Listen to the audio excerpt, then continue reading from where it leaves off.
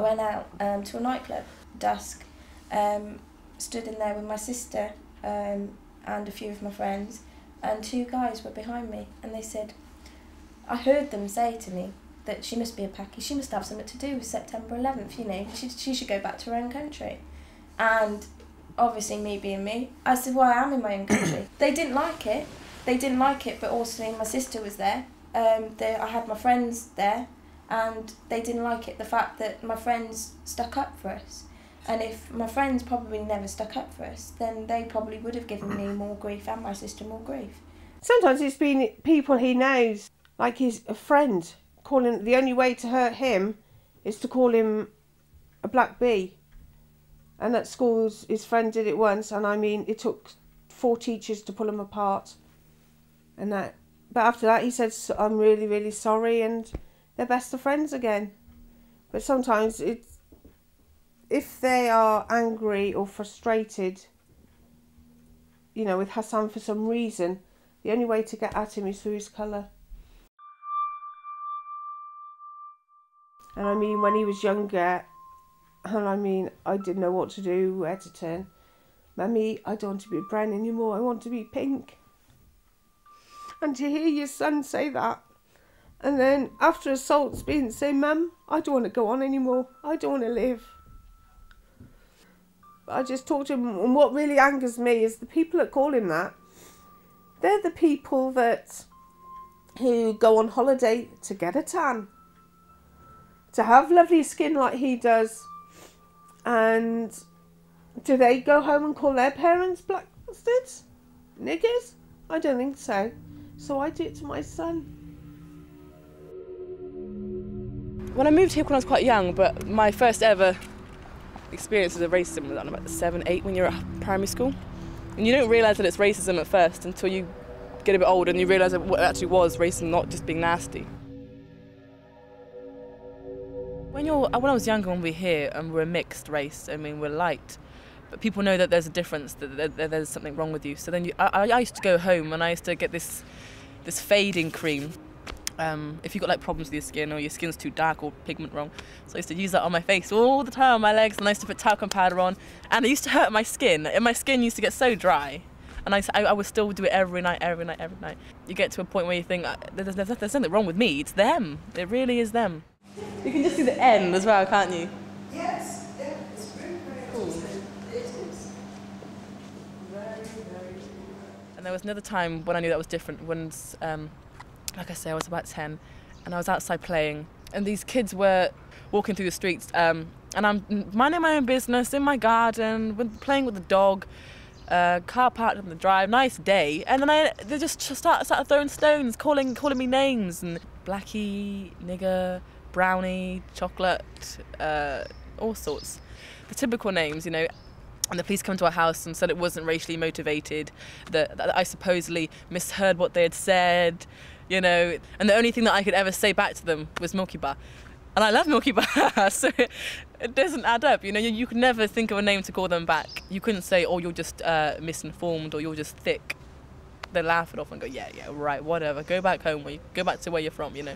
Go back to Africa. And it's like, I'm young and I'm thinking, you don't know what Africans are like. They're all shades of colours. They can look white and they've got 2 black parents, you know what I mean? It makes you feel segregated, just different. Not part of the normal, you know? It's not part of the norm. Small Morris, yeah. Well, here, man. Come on! Let's go and get him. H-City, come on! Let's go get him. Yeah. DRC, let's go! I am who I am, don't ever judge me, man. I do what I do, cause I'm cool with it, man. I hustle cause I hustle, that's who I am. Don't ever judge me, man. Just stay in my way. When someone look at me, they're basically looking at the whole race, you know what I mean? So if I act wrong there, people probably think, oh, I don't like black people anymore, because of one person. So I think if you act positive around people, they'll act positive around you. And if we act positive to them, they'll act positive to other black people as well, and other races as well.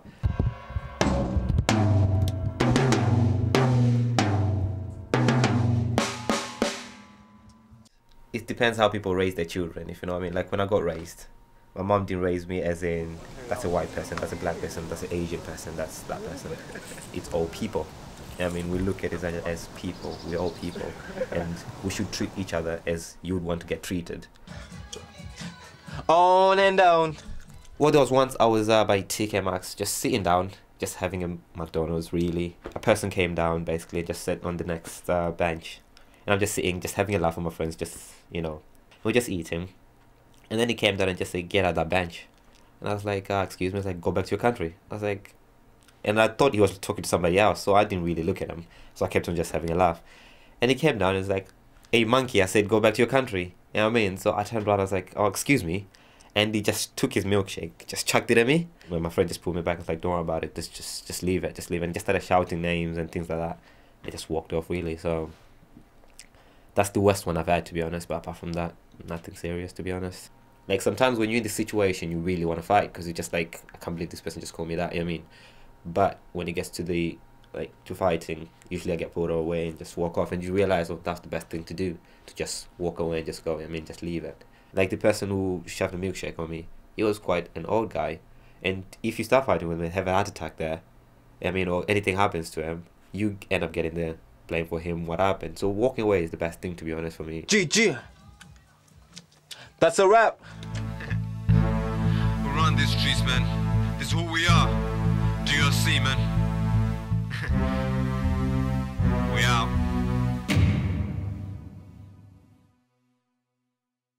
I was attacked in '98 on the street in town centre, Hereford, by the watercress Harries.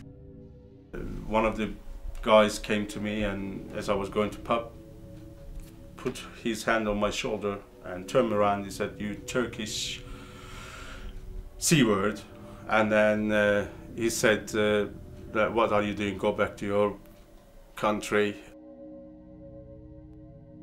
I said, "Look, mate, I don't want to trouble. You're drunk, just go away." And he wouldn't go away, so he headbutted me, and then I just punched him one. Everybody was watching, but nobody was stopping it. Every time I said to him, "Look, just go away," he would come. And then we started fighting again and punching each other. And then one minute I looked at it. There was the whole team members of the other guy. And one of them came with the pint of glass, trying to put it on my head, but luckily he missed.